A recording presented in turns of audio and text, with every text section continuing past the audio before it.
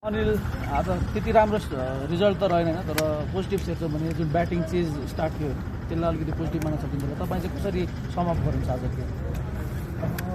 Top फोरले चाहिँ अब भनौँ न अब स्टार्ट जस्तो पाएको नि त्यो हिसाबले चाहिँ अब टप फोरले अझ रेस्पोन्सिबिलिटी लिन सक्छ। अलिकति क्यालकुलेसन हामी क्यालकुलेसनमा चुक्यो जस्तो लाग्छ टप फोरबाट। एकजना अब हाम्रो प्लान थियो एकजना 40-45 वर्षमा जाने भन्ने प्लान थियो। त्यति बेलासम्म हामीले भनौँ न देव र किसान पनि खेल्दाखेरिसम्म रन बल चाहिरहेको त्यहाँ चाहिँ हामी क्यालकुलेसनमा चुक्यौँ। अलिकति हतार गरेर जस्तो लाग्छ।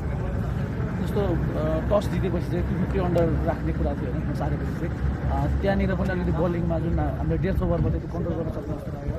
आज धेरै अप्सन हुँदाखेरि पनि अलिकति कन्फ्युजन भयो त्यस्तो कि किन कन्फ्युजन होइन त्यो अब त्यो ड्रेसभन्दा पनि सुरुमा चाहिँ अलिकति रन धेरै गयो जस्तो लाग्छ मलाई।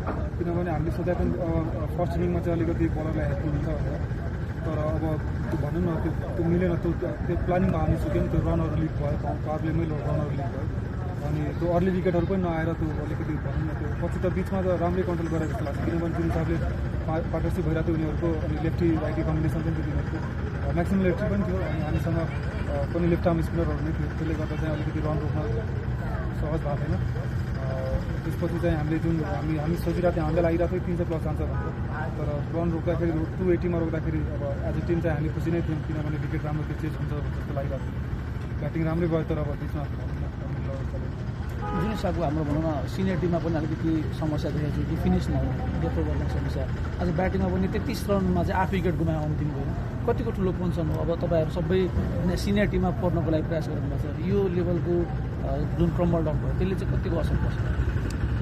अब फिनिसर अब 6-7 नम्बरकै ब्याट्सम्यानले फिनिस गर्नुपर्छ भन्ने हुँदैन। अब वान डे गेम हो जो सेट भइसकेको छ। अब हामी भनौँ न अब टप अर्डरले हाम्रो बानी नै छैन कि त्यो नट आउट भएर आउने लामो इनिङ खेल्ने 100-150 बनाउने बानी नभएर पनि जो स्टप मतलब त्यो तल जे भयो तर जो क्रिकेट अब एक बलको खेल अब नयाँ ब्याटरलाई जहिले पनि गाह्रो नै हुन्छ। जन चेस गर्दाखेरि गाह्रै हुन्छ।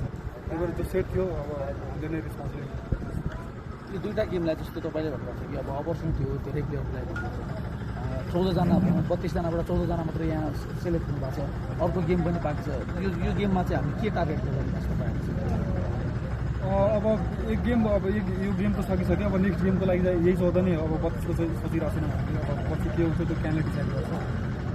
यही 14बाट नै खेल्ने। अब हामीले चाहिँ आज 14 नै खेल्यौँ तर पुरा भइरहेको छ जे हामी 11 नै खेल्ने भनेर त्यसले गर्दा अलिकति अझ रेस्पोन्सिबिलिटी लिन्छ कि प्लेयरहरूले अरू पनि यो पनि छ त्यो पनि छ भनेर त्यो सोच्नुभन्दा त 11जना खेलेर त्यही 11जनाले नै जित्नु।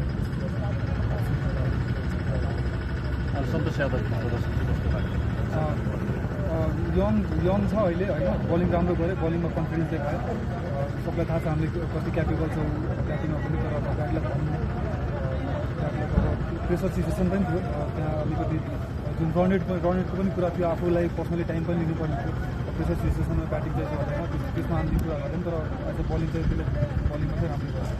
अनि योभन्दा अगाडिको होमले 2 वर्ष अगाडिसम्म छ भने तपाईँले यस्तै भनौँ न एउटा प्रिपेरेटरी सिरिजबाट चाहिँ नेसनल टिममा कम ब्याक गर्नुभएको थियो। त्यसपछि अब तपाईँ वर्ल्ड कप पनि खेल्नुभयो। अब अहिले अर्को फेरि भनौँ कम्पिटिसन जुन हिसाबको छ मलाई लाग्छ one of the most competitive national team छ अहिले। यो कम्पिटिसनलाई चाहिँ कसरी हेर्नुहुन्छ तपाईँ? राम्रो कुरा हो। राम्रो हिन्दी कम्पिटिसन छ अहिले। सबैले गेमहरू खेल्न पाइरहेछ। म्याचेसहरू धेरै भइरहेछ अनि त्यो सब क्याम्पहरू यस्तो गेमहरू भइरहेछ। नेपालीको पहिला नेपालीको गेमहरू हुँदैन तर अब नेपाली पनि सबै प्लेयरहरू बिजी भइरहेछ भने यो राम्रै कुरा हो। यस्तो हेल्दी कम्पिटिसन हुनु भनेको राम्रै कुरा हो। राम्रै sign. Thank you. All the best.